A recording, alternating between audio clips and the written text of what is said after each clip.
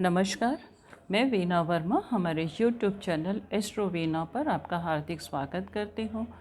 धन्यवाद देती हूँ आप मेरे साथ जुड़े हुए हैं और मुझे मौका मिलता है आपके साथ ज्योतिष, वास्तु, न्यूमरोलॉजी संबंधित जानकारी शेयर करने का।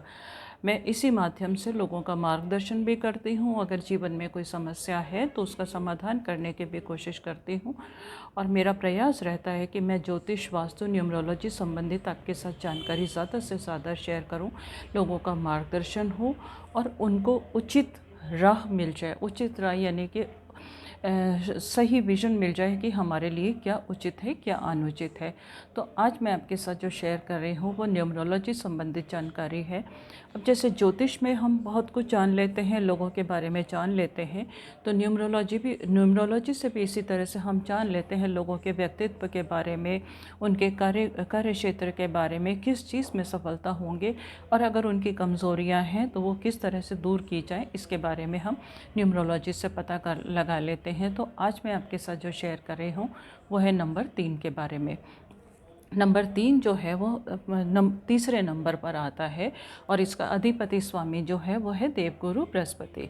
अब बृहस्पति के अधीन इसका नंबर आता है तो डेफिनेटली ऐसे लोग जो होते हैं वो मास्टरमाइंड होते हैं और इनके अंदर बहुमुखी प्रतिभा होती है, परंतु एक ये ट्रायंगल की तरह चलते हैं, यानी कि ये प्रतिभा संपन्न है, इनके अंदर स्फूर्ति भी है और इनका मस्तिष्क जो है वो ज्ञान का भंडार है। बस ज़रूरत है कि सही जगह सही ज्ञान का यूज़ किया जाए। अगर ये सही जगह ज्ञान का यूज़ कर ले तो इनके बराबर सफलता कोई नहीं पा सकता। ये सफलता की सीढ़ियाँ चढ़ते चले जाते हैं। अब इनकी प्रवृत्ति सबसे पहले हमारे लिए ये देखना बहुत ज़्यादा ज़रूरी है कि इनका नेचर कैसा होता है। तो हम अगर इनके नेचर को देखें तो इनका जो नेचर है वो लोगों को हमेशा सहयोग करने का होता है। जैसे गुरु का काम है लोगों के अंदर ज्ञान बांटने का, इसी तरह से इनका व्यक्तित्व भी होता है। ये लोगों को नॉलेज देते हैं, उनका मार्गदर्शन करते हैं और उनका मार्गदर्शन करके ये आगे बढ़ते हैं और हमेशा लोगों को सपोर्ट करते हैं। और इनका पूरा प्रयास रहता है कि अगर इनके पास कोई नॉलेज है या किसी भी तरह से इनके प्रयासों से लोगों को सफलता मिल जाए तो ये पूरी तरह से उनकी सहायता करते हैं। परंतु अगर ये सक्षम भी हैं, धैर्यवान भी हैं और विश्वसनीय भी हैं। इनका व्यक्तित्व ऐसा है कि हम इनके ऊपर पूरा विश्वास कर सकते हैं और अपनी बातें जो हैं इनके साथ शेयर कर सकते हैं और अगर हम इनके साथ शेयर करेंगे तो हमें सही मार्गदर्शन भी मिलता है। परंतु अगर हम देखते हैं, मतलब आप देखो, सफल तो सभी कोई होना चाहता है, तो क्या ऐसे कारण हो जाते हैं, हमारे नेचर में ऐसी क्या कमियां हो जाती हैं कि जब हम सफलता की सीढ़ियां नहीं चढ़ पाते। तो सफल तो सभी होना चाहते हैं। जब मानव जन्म लिया है तो सफल तो होना ही है। अब सफल होने में अगर हम अपनी कमज़ोरियों के ऊपर विजय पा लें तो हमें सफल होने से कोई भी नहीं रोक सकता। तो हम उन कमज़ोरियों के बारे में भी विश्लेषण कर लेते हैं। क्या है कि इनकी जो सबसे बड़ी कमज़ोरी है, ये कभी कभी ऐसा होता है कि बड़े प्रोजेक्ट्स की तरफ ध्यान ना देके छोटे छोटे कामों में उलझे रहते हैं और उसमें अपना समय ख़राब कर देते हैं। तो इनको बड़ी सफलता मिलनी जो है वो रुक जाती है और उतनी बड़ी सफलता नहीं मिलती। अगर हम इनको देखें, इनको कहाँ सफलता मिलती है, तो ये मल्टी टैलेंटेड होते हैं। ये हर चीज़ को समझ सकते हैं। अब हर चीज़ को समझ सकते हैं तो ये कला में भी आगे बढ़ सकते हैं, विज्ञान में भी, खेल कूद में भी अपना नाम कमा सकते हैं। और सबसे बड़ी जो चीज़ है जहाँ पर ये सबसे ज़्यादा सफल होते हैं, ये एक बहुत अच्छे सलाहकार हो सकते हैं। इनकी सलाह से लोग बहुत आगे बढ़ सकते हैं। तो और अगर ये मान के चलें तो ये धार्मिक गुरु भी हो सकते हैं। और ये क्या है कि इनके साथ में क्या है कि ये अपना भला भूल जाते हैं, लोगों को गाइड करते हैं और लोगों का भला ज़्यादा करने में लगे रहते हैं। तो इनके लिए ज़रूरी है कि ये अपना थोड़ा सा टाइम वेस्ट करना बंद कर दें और अपने बारे में भी थोड़ा सा सोचना शुरू करें। और जो इनकी जो सबसे बड़ी कमज़ोरी होती है, ये अपने अतीत से जुड़े रहते हैं। अब अतीत में अगर कोई गलती हो गई है या किसी ने इनको हर्ट किया है या कोई भी चीज़ इनके साथ में हो गई है तो उससे जुड़े रहते हैं और उसको छोड़ नहीं पाते। अब अगर हम अतीत से जुड़े रहेंगे और हम आगे नहीं बढ़ेंगे तो हम कैसे सफल होंगे। तो इनके लिए उस अतीत को छोड़ के आगे बढ़ना ज़रूरी है, क्योंकि जीवन तो चलते रहने का काम है। अब समय जब आगे, जो पुराना समय जो चला गया वो कभी वापस नहीं आने वाला। तो उनको अतीत को छोड़कर अगर आगे बढ़ेंगे तो इनके बराबर सफल कोई नहीं हो सकता। अतीत की गलतियों को भूल जाएं। अतीत में अगर किसी ने इनके साथ मिसबिहेव किया है, अगर किसी ने हर्ट किया है तो उसको भूल जाएं।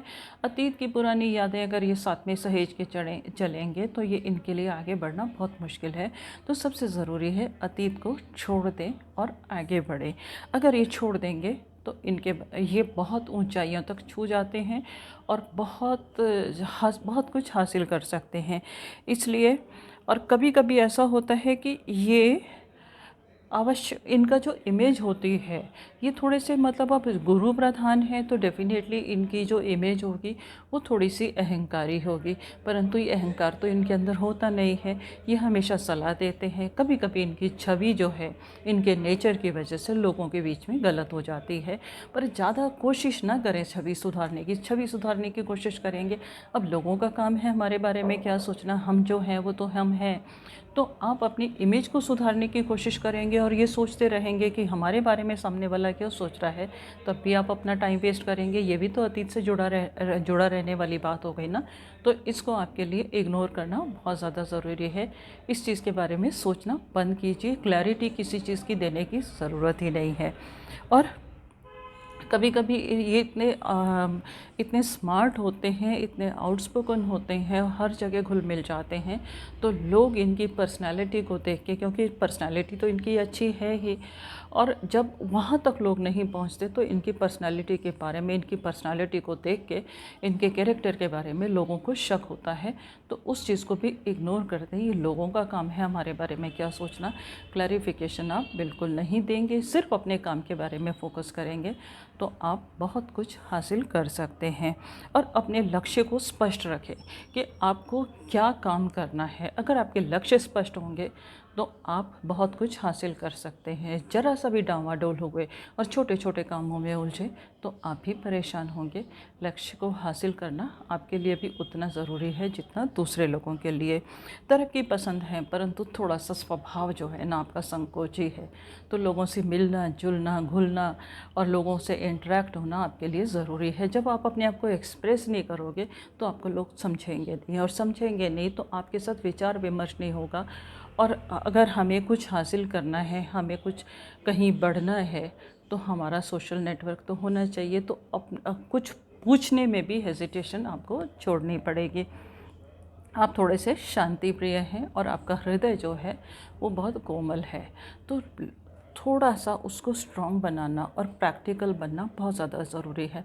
आप क्या है छोटी छोटी बातों से हर्ट हो जाते हैं, पर कहाँ तक अपने आप को तकलीफ़ देते रहेंगे। तो बातों से हर्ट होना बिल्कुल मत कीजिएगा। अपनी खुशियाँ देखिएगा कि आपको क्या काम खुश करता है, और उस काम को खुश करके और अपने आप को खुश रख के आपके लिए आगे बढ़ना ज़रूरी है। आप हैं सत्यवादी भी हैं, और आप वाणी का मीठा प्रयोग यानी कि वाणी आपकी मीठी रहेगी तो आप किसी को भी अपना बना लेते हैं। और आपके अंदर सबसे बड़ी चीज़ जो है वो आप धैर्यवान बहुत हैं। अब धैर्यवान हैं तो हर परिस्थिति से आप हर मुश्किल का सामना करके आगे बढ़ते हैं। तो इस खूबी को बढ़ा के रखने की आपके लिए बहुत ज़्यादा ज़रूरत है। आपका दाम्पत्य जीवन अगर हम देखते हैं तो वो नॉर्मल रहता है। हम ये नहीं कह सकते कि बहुत ज़्यादा खुशनुमा है, आपकी भी बहुत ज़्यादा ख्वाहिशें नहीं है, और आप अपने लाइफ पार्टनर के साथ बहुत ज़्यादा इंटरेक्ट भी नहीं हो सकते। हाँ, इसमें तनाव भी नहीं होता, परंतु बहुत ज़्यादा खुशनुमा भी नहीं होता। और शिक्षा में अगर आप देखें तो आपकी शिक्षा आपके ऊपर डिपेंड करती है। आपको हमेशा क्रिएटिव चीज़ें चाहिए। आप अगर क्या है कि आप डिग्री वाली शिक्षा चाहे जितनी भी ना लें, पर आपके पास नॉलेज बहुत होती है और आप उसको हमेशा इंक्रीज़ करके चलते रहते हो। और पढ़ाई में भी आप अगर चाहें तो अव्वल आ सकते हो, टॉप कर सकते हो। ये आपके ऊपर डिपेंड है कि आप बस अपना टाइम वेस्ट नहीं करेंगे और परेशान नहीं होंगे और उलझेंगे नहीं, तो आप बहुत अच्छा ज्ञान प्राप्त कर सकते हैं। शिक्षा भी आपकी उत्तम हो सकती है, और कभी कभी आप बहुत उच्च शिक्षा रिसर्च में भी जा सकते हैं। और आप ही के जैसे लोग जो हैं चीफ जस्टिस भी बनते हैं, एडमिनिस्ट्रेशन में जाते हैं। लक्ष्य पाकर जो भी आप सोचोगे, डिसाइड करोगे, आप अपना लक्ष्य जो डिसाइड कर लोगे उसको पाकर ही मानोगे, यही आपकी खूबी है।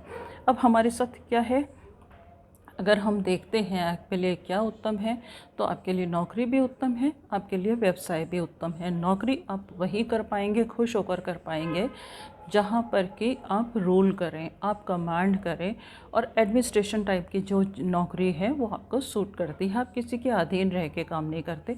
तो आप प्रयास कीजिएगा कि कोई भी काम जहाँ पर भी आप चुनते हैं तो वो आप लोगों को गाइड करें और आप लोगों को समझाएं, तो आप सफल हो सकते हैं नौकरी में। अन्यथा आपके लिए बिजनेस ही अच्छा है। और कमज़ोरी है, आपकी जो कमज़ोरी है, जो सबसे बड़ी कमज़ोरी है वो ये है कि अगर आपको रिज़ल्ट थोड़े से लेट मिलते हैं तो आप इम्पेशेंस हो जाते हैं, लगता है कि निराश हो गया, ज़िंदगी ख़त्म हो गई। तो इस नेचर को ख़त्म कीजिएगा, क्योंकि आपने अगर प्रयास किया है तो सफलता आपको मिल के रहेगी। बस डिप्रेस नहीं होंगे और निराश नहीं होंगे। और थोड़ा सा तानाशाह प्रवृत्ति अगर आपके अंदर है तो उसे दूर कर दीजिएगा। बस अपनी मर्ज़ी किसी के ये मत सोचिएगा कि मैंने जो बोल दिया वो सही है, मानना ना मानना, आप अपने विचार व्यक्त कीजिएगा और बिना मांगे किसी को सलाह नहीं देंगे। और अनुकूलता के उपाय भी जानना हमारे लिए ज़रूरी है, तो हम अनुकूलता के उपाय जान लेते हैं। आपको क्या है कि आप ऐसे लोगों से दोस्ती कीजिएगा जो आपको हमेशा इनकरेज करते हैं, जो आपको इनकरेज करते हैं और आपके बराबर के हैं। वो है नंबर 1, किसी की भी डेट ऑफ बर्थ किसी भी महीने की 1, 10, 19 या 28 को आती है, इन लोगों से आपकी दोस्ती उत्तम रहती है। साथ ही साथ आपकी जो शुभ धातु है वो है सोना, तो किसी न किसी तरह से आपको सोना धारण करना चाहिए।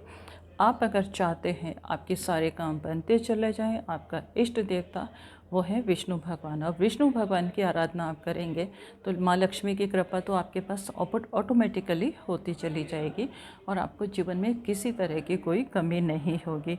अगर आप विष्णु जी की आराधना कर सकते हैं तो आप विष्णु जी के मंत्र का जाप कीजिए। अगर आप समय लगा सकते हैं तो विष्णु सहस्त्र नाम का पाठ आपके लिए बहुत उपयोगी है, इससे आपको अपार लाभ होगा।